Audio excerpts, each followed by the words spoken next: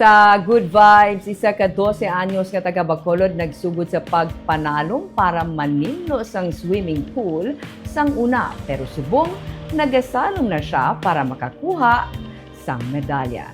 Kag isa siya sa nakakuha sang gold medal sa palarong pambansa. May report si Romeo Subaldo. Sa sining nga swimming pool sa Maynatos Farm sa Barangay Granada sa Bacolod ang nagserbing nga training ground ni Patricia Anica Karumayan o kun si Patpat. 5 years old pa lang siya sang day na-assign si mama niya kag si Patpat nagmatu-matu practice langoy. Ang adlaw-adlaw nga pagtabid niya sa iya nga iloy para mamudyot sang dahon, magsalom panilo sang swimming pool, amo nagali ang panugod sang iya nga training. May tion nga ang pakaisan niya, jutayan lang malumos kag si Patpat naglumpat sa pool para masalbar siya.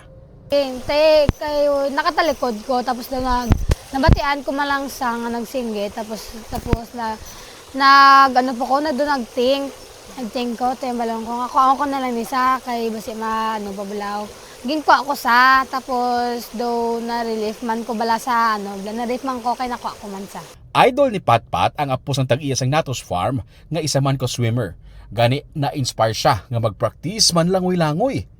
Ang iban nga mga swimsuit kag goggles ang ginpasa na sa iya.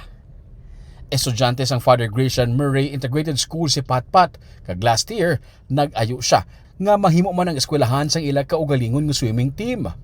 Didto pa lang nagsugod ang iya formal training. Bisan magastos, ginsuportahan siya sang iya ginikanan sa iya nga adlaw-adlaw nga training. Magabihan na siya gid nga nga kun sa pagaulan.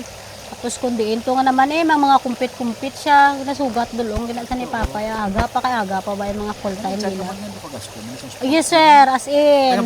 Yes, as in gidya financial gidya number 1. Tapos ang sa sa swimming pool, sa pool ya gabayad man kami. Sa kay coach siya. Tapos sa mga invitational nga daw diragid na siya na-improve. Nakatatlo siya ka gold medal sa breaststroke kag relay sa regionals kag na-qualify sa palaro. Isa siya sa mga atleta nga nagtiglawa sa Negros Island region sa palarong pambansa sa Agusan del Sur. Wala man nangin mapalaron sa individual nga event pero sa relay nga ginintrahan niya, naka-gold medal sila. Ang iya iloy, hindi makapati, emotional siya sang maistoryahan ang kadalagaan sang iya subang. Hindi wala gani expect sir.